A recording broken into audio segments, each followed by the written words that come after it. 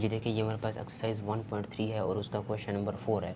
तो देखिए, इस क्वेश्चन नंबर 4 को सॉल्व करने के लिए मुझे क्या करना होगा कि सबसे पहले मुझे ये देखना है कि इसकी डोमेन और रेंज फाइंड करनी है। अच्छा, डोमेन और रेंज फाइंड करने के लिए ये लाजमी है कि डोमेन और रेंज का कंसेप्ट क्लियर हो आपको। कि देखिए, जो डोमेन होती है वो दरअसल वो वैल्यूज़ होती हैं जिनको हम पुट कर रहे होते हैं, और रेंज दरअसल वो वैल्यूज़ होती हैं जो डोमेन की वैल्यूज़ पुट करने पर जो आंसर आया है वो दरअसल हमारे पास रेंज होता है। डोमेन वो वैल्यूज़ होती हैं जो वैल्यूज़ हम पुट करते हैं, और उन वैल्यूज़ को पुट करने पर जो आंसर आता है वो हमारे पास रेंज होता है। अच्छा, डोमेन का अगर हमने फ़र्ज़ करें कोई भी वैल्यू, रियल नंबर कोई भी वैल्यू पुट की, 0, पॉजिटिव, नेगेटिव 1, कोई भी वैल्यू पुट की, अगर उसका आंसर हमारे पास देखें इन्फिनिटी में आ चुका है, या उसका आंसर हमारे पास -1 की अंडर रूट है, या -1 के अंडर रूट जिसे हम आयोटा कहते हैं, इस फॉर्म में हो, तब भी वो आंसर एग्जिस्ट नहीं करेगा। उसका मतलब ये है कि जो आंसर एग्जिस्ट करता है वो रियल नंबर होता है। ये हमारे पास रियल नंबर नहीं है, ये इमेजिनरी पार्ट है, और ये भी ये इन्फिनिटी है। तो ये चीज़ हम हमारे पास आंसर इसमें ना हो, अगर इसमें आंसर आ गया तो वो एग्जिस्ट नहीं करेगा। तो डोमेन और रेंज फाइंड करने के लिए लाजमी है कि देखिए, एक बात जो मैं आपको बताऊं देता हूँ कि देखिए, अगर हमारे पास 1 वो 3 का इंटरवल कुछ इस तरह से दिया गया, ये देखें, या अगर हमारे पास कोई इंटरवल हो तो उसे मैं लिख सकता हूँ 1 व 3, कुछ इस तरह से एक इंटरवल दिया गया हो हमें। तो इसको कैसे किस तरह ओपन किया जाता है और इसको किस तरह ओपन किया जाता है वो मैं यहाँ लिख देता हूँ कि देखिए, ये जो इंटरवल है, इस इंटरवल का मतलब ये है कि 1 और 3 वाला पॉइंट शामिल नहीं होगा, 1 भी शामिल नहीं होगा और 3 वाला पॉइंट भी शामिल नहीं होगा, यानी इनके मिडल का जो एरिया है वो शामिल होगा, मिडल पॉइंट इंटीरियर पार्ट शामिल होगा। वो कितना इंटीरियर पार्ट, इसका 2 है, यानी कि 2 शामिल है। उसके बाद एंडिंग नहीं है, तो इसका मतलब ये है कि एंडिंग पॉइंट भी है हमारे पास, यानी कि स्टार्टिंग पॉइंट भी है और एंडिंग पॉइंट भी है, और उसके मिडल वाला एरिया भी शामिल है। तो मैं यहाँ लिख देता हूँ, तो ये इस तरह से ओपन होगा 1 2 3। तो ये इंटरवल इस तरह ओपन होता है, और ये इस तरह। इसको हम इंटरवल को ओपन इंटरवल कहते हैं, इसको क्लोज इंटरवल कहते हैं, जिसे हम बड़ी ब्रैकेट से रिप्रेजेंट करते हैं। तो ये दोनों का कि ये मेरे पास क्वेश्चन नंबर 4 है, हमने क्या करना है कि यहाँ मैं लिख देता हूँ कि इसका सोल्यूशन हमें डोमेन और रेंज फाइंड करनी है। अच्छा, हम क्या करेंगे कि इस एफ ऑफ टी में फंक्शन है तो टी को रखेंगे 0, तो टी को रखेंगे फर्स्ट 0, फिर पॉजिटिव नेगेटिव 1, यानी कि रियल नंबर पुट करेंगे, positive negative 3 up to so on. अब हमने देखना है इसकी जो डोमेन होगी वो रेंज क्या होगी। तो सबसे पहले मैं ये 0 पॉइंट लेता हूँ, टी इज़ इक्वल टू 0 के ऊपर ये जो फंक्शन है, यहाँ टी की जगह 0 रखें, तो f of 0 is equal to 1/1 plus ये टी है, इसकी जगह मैं फर्स्ट पॉइंट 0 रखूँगा, तो 0 के अंडर तो 0 ही होती है, आंसर 1/1, तो आंसर हमारे पास बनता है 1। ये एग्जिस्ट करता है क्योंकि फाइनाइट है। उसके बाद देखिए, फिर पॉजिटिव 1 पुट करें, t is equal to 1, f of 1 is equal to 1/1 plus under root 1, 1 के अंडर रूट 1 होती है, आंसर इसका क्या बनता है 1/2, यानी कि 0.5। तो ये भी एग्जिस्ट करता है, फाइनाइट है। और उसके बाद देखें फिर -1 है, तो t is equal to -1 put करके देखें, f is equal to -1 is equal to 1/1 plus under root -1। अब देखें -1 के अंडर रूट हो तो वो एग्जिस्ट नहीं करेगा आंसर, तो इसी वजह से ये आंसर जो है हमारे पास वो बनता है 1/1 प्लस अयोटा, अयोटा फॉर्म में भी ना हो, तो इसी वजह से ये आंसर हमारे पास एग्जिस्ट नहीं करेगा। उसके बाद देखें फिर आगे चलते हैं, 2 पुट करते हैं, t is equal to 2 put करके देखते हैं कि इसका आंसर क्या निकलता है जी। t इज़ इक्वल टू 2 पर 1/1 प्लस 2 अंडर रूट। अब देखें 1/1 प्लस 2 अंडर रूट को जब मैं सिंप्लीफाई करूँगा तो इसका आंसर मेरे पास निकलेगा 0.41, तो ये आंसर हमारे पास एग्जिस्ट करेगा। -2 होगी, उसमें ये 2 पुट किया, अब मैं -2 पुट करके देखता हूँ, f of -2 is equal to 1/1 plus -2 के अंडर रूट हो तब भी आंसर एग्जिस्ट नहीं करता। माइनस में अगर कोई अंडर रूट आ चुकी है तब भी आंसर एग्जिस्ट नहीं करता। ई की जगह 3 पुट करके देखें, positive value f of 3 is equal to 1/1 plus 3 की अंडर रूट, जब हम इसे सिंप्लीफाई करेंगे तब हमारे पास आंसर 0.3 से समथिंग के इक्वल आएगा। तो देखिए, एक बात जो यहाँ ज़ाहिर होगी है कि 0 को पुट करने पर भी आंसर आ रहा है, पॉजिटिव वैल्यू 1 को पुट करने पर भी आंसर आ रहा है, पॉजिटिव वैल्यू 2 को पुट करने पर भी आंसर आ रहा है, लेकिन माइनस में जो भी वैल्यू हम पुट करते हैं उसका आंसर नहीं देता हमें। अप टू 1 अगर -3 पुट करेंगे तब भी आंसर नहीं आएगा हमारे पास। कि देखिए, रियल लाइन में जो लेफ्ट हैंड वाला एरिया होता है जो माइनस में होता है, वो उसको पुट करने पर हमारे पास आंसर नहीं आता, एग्जिस्ट ही नहीं करता। लेकिन रियल लाइन में राइट हैंड वाला जो एरिया होता है वो पॉजिटिव में होता है, उसको पुट करने पर देखिए हमारे पास आंसर एग्जिस्ट करता है। तो मैं इसे कुछ अपनी आसानी के लिए एक रियल लाइन में यहाँ बना लेता हूँ। देखें, तो देखिए यहाँ पर क्या होगा, 0, ये हमारे पास 1, ये हमारे पास 2, ये हमारे पास 3 अप टू 1 पॉजिटिव इन्फिनिटी। ये देखिए हमारे पास -1 होगा, ये हमारे पास -2 होगा, -3 होगा अप टू 1 माइनस इन्फिनिटी तक। तो इसका मतलब ये है, अब यहाँ वैल्यू पुट करके देखते हैं, ये जो डोमेन की वैल्यू लिखी है और ये मैंने जो आंसर हमारे पास जो टिक टिक जो आंसर आया है वो दरअसल हमारे पास रेंज है। उसके बाद देखिए, इस वाले आंसर को तो आपने देखना ही नहीं है जो एग्जिस्ट नहीं करता।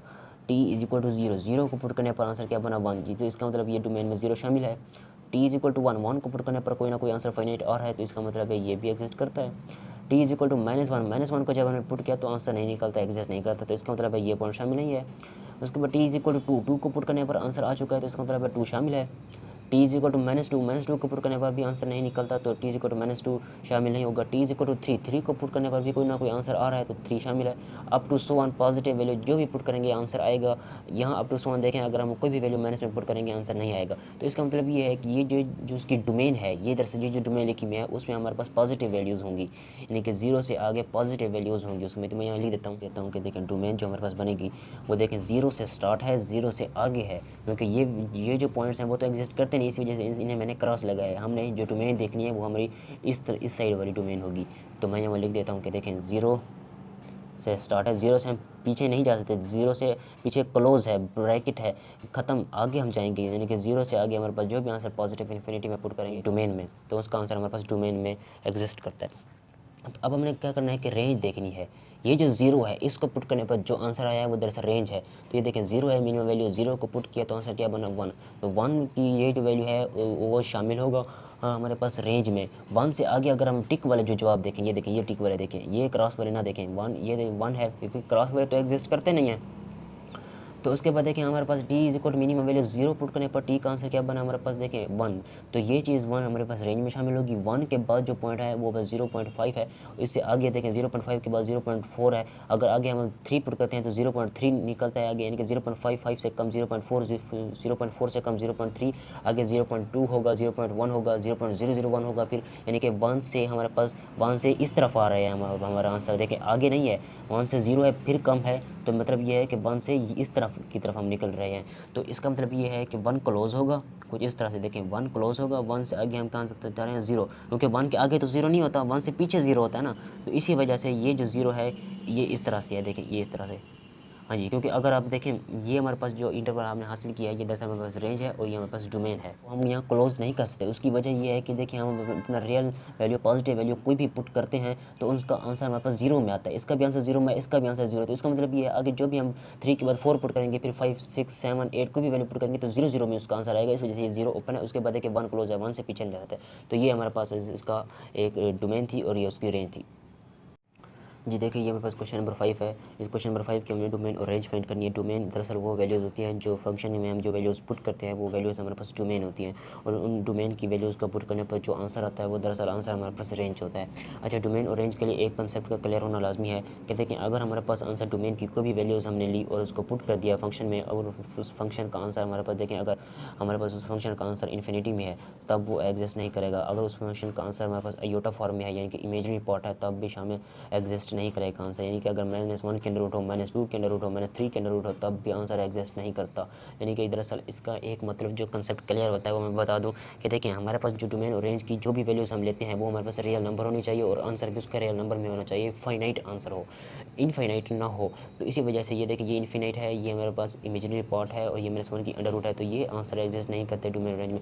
तो मैं एक सोल्यूशन के तौर पर इसको लिख देता हूँ कि देखें हम क्या करेंगे कि z को रखेंगे 0, positive negative 1, positive negative 2, positive negative 3 up to so on. तो अब हमने देखना है कि हमने फाइंड करना है डोमेन और रेंज। डोमेन और रेंज को फाइंड करने के लिए देखिए मैं क्या करता हूँ कि सबसे पहले मैं यहाँ लिखता हूँ कि z को पुट करता हूँ 0, तो g इंटू 0, यानी कि यहाँ z की जगह 0 रखें, इज़ इक्वल टू 4 माइनस या 0 का स्क्वायर हमारे पास होगा, तो आंसर क्या बनेगा हमारे पास 4 की under root which is equal to 2 के। तो ये हमारे पास आंसर एग्जिस्ट करता है। उसके बाद देखिए फिर 0 के बाद देखिए पॉजिटिव 1 है, उसके बाद फिर -1 पुट करेंगे। सबसे पहले पॉजिटिव 1 पुट करके देखते हैं कि g into 1 is equal to 4 -1 का स्क्वायर 1 ही होता है, तो आंसर क्या बनेगा 3 अंडर रूट। जब 3 अंडर रूट को सॉल्व करेंगे तब हमारे पास आंसर 1.73 के समथिंग के इक्वल होगा, ये भी आंसर हमारे पास एग्जिस्ट करता है। उसके बाद देखें z is equal to positive 1 put किया, अब -1 पुट करके देखें g into -1 is equal to 4 -1 का स्क्वायर हो तो वो ऑलवेज पॉजिटिव होता है, तो ये हमारे पास आंसर हमारे पास 3 की अंडर रूट बनेगी जो कि इक्वल होगी 1.73, ये भी आंसर एग्जिस्ट करेगा। अब हम वैल्यू पुट करके देखते हैं 2, positive 2, g into 2 is equal to, देखें z की जगह 2 रखें, 4 मैंने जब 2 रखेंगे जब 2 का जो ऊपर स्क्वायर है तो 4 बनेगा, तो आंसर इसका बनेगा हमारे पास 0 की under root which is equal to 0, तो ये भी एग्जिस्ट करते हैं, फाइनाइट आंसर है। z is equal to -2 put करके देखते हैं, g into -2 is equal to 4 -2 का स्क्वायर हो तो वो ऑलवेज पॉजिटिव 4 होता है। अब इसको जब सिंप्लीफाई करेंगे तो आंसर हमारे पास 0 आएगा, ये भी एग्जिस्ट करेगा। तो अब हमने अगर नेक्स्ट वैल्यू लेनी, z is equal to 3 put करके देखें, g into 3 is equal to 4 minus 3 का स्क्वायर 9 होता है। तो इसकी अंडर रूट जो बनती है वो -5 की अंडर रूट बनती है, ये एग्जिस्ट नहीं करता। अंडर रूट में माइनस ना हो तब वो फंक्शन एग्जिस्ट नहीं करेगा। तो इसका मतलब ये है कि आगे जो भी फंक्शन की वैल्यू आती जाएंगी वो एग्जिस्ट नहीं करती जाएंगी। अगर आगे वैल्यू चाहे वो पॉजिटिव में हो चाहे वो माइनस में हो, वो एग्जिस्ट नहीं करेंगी अप टू सो ऑन। तो अब देखें, अब हमने क्या करना है कि डोमेन और रेंज का फैसला। तो देखें, मैं इसे अपनी आसानी के लिए एक रियल लाइन बना लेता हूँ यहाँ पर। देखिए ये पॉइंट जो मेरे पास यहाँ 0 होगा और ये मेरे पास देखिए ये मेरे पास 1 होगा, फिर ये मेरे पास 2, ये मेरे पास 3, पॉजिटिव इन्फिनिटी होगा। उसके बाद देखिए ये -1 -2 -3 और इन्फिनिटी तक। उसके बाद देखिए हमने क्या किया, 0 पॉइंट लिया। ये हमारे पास जो पॉइंट है वो दरअसल हमारे पास डोमेन है और इनका जो आंसर आया है वो ये हमारे पास रेंज में लिखे हुए हैं। ये पॉइंट्स रेंज में ये टिक वाले पॉइंट शामिल है, बगैर टिक वाले नहीं। अच्छा, उसके बाद देखिए टी इज इक्वल टू 0 है, 0 को पुट करने पर हमारे पास आंसर क्या बना 2। तो इसका मतलब है कि 0 शामिल है। टी इज इक्वल टू 1 को पुट करने पर भी आंसर कोई ना कोई निकलता है, वो भी आंसर फाइनाइट है, तो 1 शामिल है। -1 भी शामिल है। देखिए -1 को पुट करने पर आंसर आ चुका है, -1 भी शामिल है। 2 पुट किया तब भी आंसर आया है, ये भी शामिल है। उसके बाद देखिए -2 को पुट किया तब भी कोई ना कोई आंसर आया है, ये भी शामिल है। उसके बाद देखिए 3 को पुट किया है, लेकिन 3 को पुट करने पर आंसर नहीं आता, तो इसी वजह से इसका मतलब ये शामिल होगा अप टू 1। इसके बाद हमारे पास 4 होगा, वो भी शामिल नहीं होगा। 5 होगा, वो भी शामिल नहीं होगा। इसके बाद देखिए -3 को पुट करेंगे, -3 का स्क्वायर तो ऑलवेज पॉजिटिव होता है, ये स्क्वायर है। ये देखिए ये हमारे पास स्क्वायर था ऊपर, इस यानी कि 4 -z स्क्वायर, z का स्क्वायर था। तो जब हम -3 का स्क्वायर लेंगे तो ऑलवेज पॉजिटिव होगा, तो पॉजिटिव वैल्यू तो आगे हमारे पास देखिए एग्जिस्ट भी नहीं करती, तो ये भी एग्जिस्ट नहीं करेगा। फिर आगे जो भी वैल्यूज हम लेते जाएगी एग्जिस्ट नहीं करती जाएगी। और उसके बाद देखिए एक बात जो है वो इसकी जो डोमेन है वो दरअसल यहाँ से यहाँ तक होगी। देखें ये कुछ इस तरह से एक क्लोज इंटरवल में, यहाँ समझाने के लिए बस ऐसे लिख रहा हूँ, वैसे ये लिखा नहीं जाता। तो यहाँ मैं इसकी जो डोमेन लिखता हूँ, मैं ये लिख देता हूँ कि डोमेन इसकी बनती है, देखिए -2 से 2 है। ये क्लोज इंटरवल में इसे लिखें। क्लोज इंटरवल में लिखने का मतलब ये है कि -2 भी शामिल है और ये वाला पॉइंट भी शामिल है। -2 ये जो स्टार्टिंग पॉइंट है ये भी शामिल है और एंडिंग पॉइंट ये भी 2 शामिल है, उसके दरमियान वाले पॉइंट भी शामिल हैं। लेकिन -2 से हम आगे -3 नहीं जा सकते, ये क्लोज ब्रैकेट लगी हुई है। और उसके बाद देखें इसकी जो रेंज फाइंड आउट होगी वो कैसे होगी। रेंज वो होगी जो -2 को जो वैल्यू हमने पुट की है, इस 2 को वैसे लिखें, इस 2 और अंडर रूट को देखें, इसको मैंने वैसे लिख दिया रेंज में। इसकी बात करता हूँ -2 की जो मिनिमम वैल्यू, इसको पुट करने पर जो आंसर आया वो मैं देखता हूँ। देखें z इज इक्वल टू -2, जो मिनिमम वैल्यू है वो दरअसल माइनस में है। तो देखें इसको पुट करने पर आंसर क्या बना है हमारे पास 0। तो ये हमारे पास यहाँ पे इसका पॉइंट 0 शामिल होगा और 0 से 2 तक ये क्लोज इंटरवल में है। यानी कि मिनिमम वैल्यू हमारे पास देखें 0 थी, तो उसका आंसर आया 0 से कम जो मिनिमम वैल्यू -1 है, उसको उससे भी कम अगर वैल्यू मिनिमम मिल लें तो -2 है। -2 को पुट करने पर जो आंसर आता है वो हमारे पास रेंज में शामिल होगा। इसका जो रेंज बनती है वो 0 से आगे पॉजिटिव वैल्यू, फिर पॉजिटिव वैल्यू ये है, उसके बाद पॉजिटिव वैल्यू ये है, तो 0 से पॉजिटिव वैल्यू 2 तक जो उसकी रेंज है और ये उसकी डोमेन है। जी देखिए, ये मेरे पास एक्सरसाइज 1.3 का क्वेश्चन नंबर 6 है। तो इस क्वेश्चन को हमने क्या करना है कि डोमेन और रेंज फाइंड करनी है। अच्छा, डोमेन और रेंज फाइंड करने के लिए एक बात लाजमी कि डोमेन वो वैल्यूज़ होती हैं जो फंक्शन में जो वैल्यूज़ हम पुट करते हैं वो डोमेन होती हैं, और उन वैल्यूज़ को पुट करने पर जो आंसर निकलता है वो रेंज का होता है। और उसके बाद दरअसल मैं एक और बात बताऊँ कि डोमेन की जो भी वैल्यूज़ रियल नंबर में जो भी वैल्यूज़ पुट करते हैं, अगर उसका आंसर हमारे पास अयोटा फॉर्म में है वो एग्जिस्ट नहीं करेगा। -1 के अंडर रूट है तब भी एग्जिस्ट नहीं करेगा, इन्फिनिटी है तब भी एग्जिस्ट नहीं करेगा, क्योंकि आंसर वो एग्जिस्ट करता है जो हम रियल नंबर पुट करते हैं, और आंसर रियल नंबर में है तब वो पुट करेगा। ये जो इमेजिनरी पार्ट है और इन्फिनिटी है ये एग्जिस्ट नहीं करते। अच्छा, मैं लिख देता हूँ कि सोल्यूशन। देखिए, अगर आप हमारे चैनल पर नए आए हैं तो काइंडली चैनल को सब्सक्राइब भी कर दें, और अगर वीडियो अच्छी लगे तो लाइक भी करें और कमेंट्स भी करें। ओके, तो क्वेश्चन को सॉल्व करते हैं। तो देखिए मैं क्या करूँगा, तो सबसे पहले यह z है, z को मैं रखता हूँ 0 रखेंगे, फिर उसके पॉजिटिव नेगेटिव वैल्यू रखेंगे, फिर पॉजिटिव नेगेटिव 2, फिर positive negative 3 up to so on. कोई भी वैल्यूज़ अगर हम रखेंगे तो वो वैल्यूज़ रख कर देखिए, ये रियल वैल्यूज़ हमने लिखी हुई है, इन रियल वैल्यूज़ के ऊपर हमने फाइंड डोमेन रेंज करनी है। तो सबसे पहले हम 0 को पुट करते हैं। तो देखें z इज़ इक्वल टू 0 के ऊपर मैं देखता हूँ कि g इंटू 0, यानी कि z की जगह 0 रखें, ये इसमें भी 0, यहाँ भी 0, z की जगह 0, g into 0 is equal to 1/4। मैंने 0 का सका तो 0 ही होता है, और इसको जब सोल्व करेंगे तो 1/2 आंसर हमारे पास बनेगा 0.5, यानी कि 1/2 ही बनेगा। तो ये आंसर एग्जिस्ट करता है जो कि फाइनाइट है। उसके बाद देखें 0 पुट कर लिया, उसके बाद देखें 1 पुट करते हैं positive. z is equal to 1 पर मैं देखता हूँ कि वैल्यूज़ क्या निकलती हैं। g into 1 is equal to 1/4 -1 का स्क्वायर हमारे पास, 1 का स्क्वायर हमारे पास 1 ही होता है। तो इसका मतलब ये है कि दरअसल हमारे पास इसका जो आंसर बनता है 1/3 अंडर रूट है। 3 अंडर रूट का आंसर हमारे पास 1.73 होता है। जब इसको 1 पर डिवाइड करेंगे तब जाकर हमारे पास जो आंसर बनेगा वो 0.57 के करीब होगा। उसके बाद देखें अगर नेक्स्ट जो यानी कि ये आंसर भी हमारे पास एग्जिस्ट करेगा। उसके बाद देखें z is equal to positive 1 put किया, अब -1 पुट करके देखते हैं। g into -1 is equal to 1/4 minus, अब -1 का स्क्वायर हो या पॉजिटिव 1 का स्क्वायर तो ऑलवेज पॉजिटिव ही होता है। तो ये हमारे पास 1/3 की अंडर रूट निकलेगी। तो उसका आंसर क्या बनेगा हमारे पास, सेम यही 0.75 समथिंग। तो ये आंसर भी एग्जिस्ट करता है। उसके बाद देखिए अगर हम z की जगह 2 रख कर देखते हैं तो g into 2 is equal to 1/4 minus, जब 2 है 2 का स्क्वायर हमारे पास क्या बनेगा 4। तो समथिंग ओवर 0 का आंसर हमारे पास क्या बनता है इन्फिनिटी, ये जो एग्जिस्ट नहीं करेगा। उसके बाद देखें z इज़ इक्वल टू, अब -2 की बारी है, -2 पुट करके देखते हैं कि g into -2 is equal to 1/4। उसके बाद देखिए यहाँ पर मैंने z का स्क्वायर था, z हमारे पास देखिए -2 है, जब इसका स्क्वायर लेंगे तो वो हमारे पास 4। तो समथिंग ओवर 0 आंसर हमारे पास इन्फिनिटी, ये भी एग्जिस्ट नहीं करता। यार होती है कि देखें अगर हम कोई भी 0 पॉइंट लेते हैं, पॉजिटिव और नेगेटिव 1 पुट करते हैं तो उसका आंसर हमारे पास आता है। लेकिन हमारे पास आगे पॉजिटिव 2 पुट करें या -2 पुट करें, पॉजिटिव 3 पुट करें या -3 पुट करें, उसका आंसर नहीं आएगा, इन्फिनिटी में आंसर देगा। तो इससे एक बात क्लियर होती है कि इसे सोल्व करने के लिए अपनी आसानी के लिए एक रियल लाइन बनाते हैं कि वहाँ से हम डोमेन और रेंज लिखेंगे। देखिए ये हमारे पास कोई पॉइंट होगा 0 1 2 3 पॉजिटिव इन्फिनिटी होगा, और ये हमारे पास -1 होगा या -2 होगा, और ये हमारे पास -3 होगा और माइनस इन्फिनिटी होगा। तो उसके बाद देखिए z को हमने पुट किया है 0 को पुट करने पर आंसर हमारे पास कोई ना कोई निकलता है, फाइनाइट आंसर आता है। तो इसका मतलब ये 0 पॉइंट शामिल है, करेक्ट है। z is equal to 1 put किया, 1 पुट करने पर भी कोई ना कोई आंसर आता है, तो ये 1 भी शामिल है।